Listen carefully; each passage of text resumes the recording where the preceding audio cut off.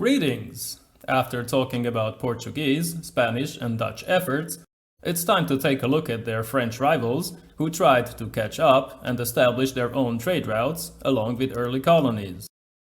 The last Valois kings relied on Italian navigators like Giovanni da Verrazzano, but also sent their own countrymen, Jacques Cartier among them, in the 1520s and 30s to explore the North American coast and Newfoundland.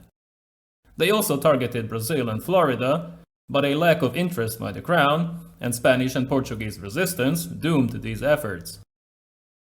French plans suffered additional delays due to the religious wars that took place in the second half of the 16th century between the Catholic and the Huguenot factions. It was also a conflict between two rival houses, one being Catholic, supported by Spain and Savoy, the other sympathetic to Calvinism, backed by England. During the reign of Charles IX, the St. Bartholomew's Day massacre took place in 1572, with Catholic mobs killing thousands of Protestants. At the end of the conflict, in 1598, Henry of Navarre converted to Catholicism and was crowned as Henry IV. He then issued the Edict of Nantes, granting rights and freedoms to Huguenots.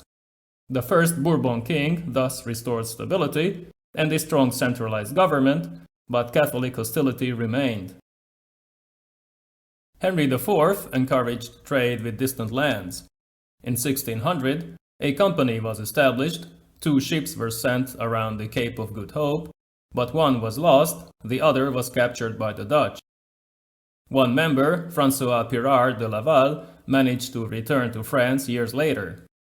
In the meantime, the first colony in Nova Scotia, Acadia, was established, and in 1608, Samuel de Champlain founded Quebec. It would become a vast fur-trading colony of New France, but colonization was slow and difficult as many settlers died due to the harsh weather and diseases. This is why several earlier attempts in the 16th century failed, but now the crown decided that France should colonize this region to secure the blossoming fur trade and exploit the territory's natural resources. The emphasis was on trade, so the French established friendly relations with local natives. In Canada, Algonquin, Montagnais, and Huron allies fought against the Iroquois. French influence expanded towards the south. Cardinal Richelieu, first minister of Louis XIII, wanted to make this territory just as populous and wealthy as the English colonies, but only Catholics were allowed to emigrate there, so Protestants had to choose the English alternative. The first visit to China took place around this time. A French traveler returned from a circumnavigation of the globe in 1609.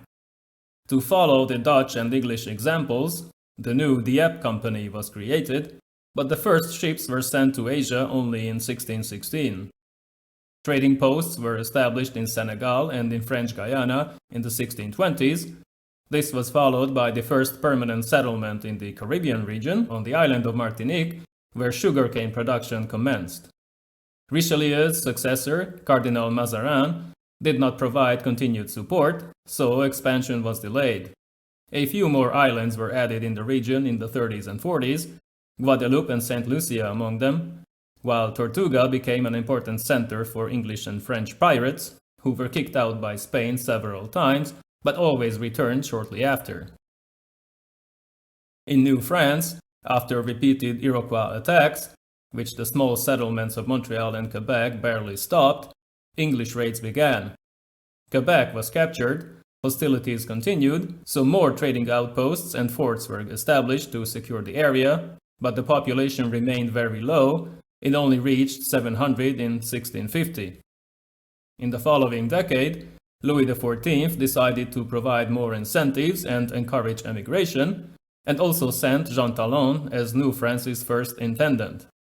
Population grew to 3,000, but fur trade remained the most important source of revenue. Hundreds of single women arrived as the king's daughters, les filles du roi, mainly commoners from the central regions and Normandy. Within 10 years, population doubled, reaching almost 7,000, but back in France, there was still little interest in colonialism. In 1664, The French East India Company was finally established, but a series of letdowns followed, and within 20 years the company was insolvent, so its monopoly was rented out among other merchants. Still, a few outposts were created in India, Chandernagore and Pondicherry, Madagascar, along with Réunion, which remains French today. Also in 1664, the colony of Saint-Domingue, or Haiti, was founded. It became the best sugar colony based on slaves, which were supplied by the Atlantic slave trade. This deserves its own video. I'll talk about the topic in the near future. In New France, Montreal developed into an economic hub. Its merchants relied on indigenous groups who delivered the furs from nearby areas. Mixed marriages were encouraged to boost the population, while Jesuit missionaries converted many of the Huron and explored the Mississippi River. Legal reforms were passed in the 1660s, royal judges were appointed by the crown, they carried out criminal justice according to the new French procedures that were codified in Paris in 1670. After initial exploration and a failed expedition, Louisiana was founded in 1699.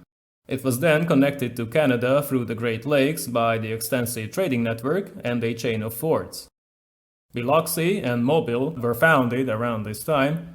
New Orleans followed in 1718, but even then only 700 Europeans lived in this region. German and Swiss settlers were sent, followed by prisoners and prostitutes from Paris in 3 different shipments, but then the Mississippi Company failed after massive speculation and a bubble that had been created by Scottish economist John Law. In the early 18th century, more outposts were created in India, where French influence grew. Colonies were established on Mauritius and the Seychelles, but colonial conflicts with England flared up once again. A major assault was launched by the English and the Iroquois in 1688. This was repelled, but a second war broke out in 1702, in which Hudson Bay, Newfoundland, and Nova Scotia, a part of Acadia, were given to Great Britain. In the 1720s, France and its ally, the Wabanaki Confederacy, lost present-day Maine. This was followed by yet another conflict in the 1740s, the War of Austrian Succession. In that war, France fought together with Prussia against Austria and Great Britain.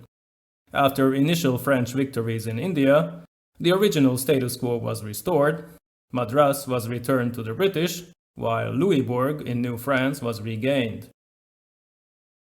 Hostilities continued between these wars, so France established more forts in New Brunswick to prevent British attacks. The next round of conflicts between the major European powers followed after a few years. The 7 Years' War, along with its American phase, the French and Indian War, revealed how the balance had shifted in North America. By that time, New France had roughly 50,000 Europeans, while New England had more than 1 million. At first, the Ohio Valley was successfully defended against the Virginia militia that was led by George Washington, but the British were victorious in Acadia. Its population was expulsed. In 1756, Marquis de Montcalm, together with his native allies, took 2 British forts, but the tide soon turned. Louisbourg fell in 1758. A year later, Quebec surrendered, and by 1760, the whole of Canada was in British hands. The peace treaty signed 3 years later officially ceded Canada to Britain. Louisiana was taken by Spain, but most of French India was also lost to the British after they took Pondicherry. Despite this major setback, France continued to be a major colonial power. In fact, its territory grew significantly in the 19th century, but I will talk about that in another video. See you in the next episode.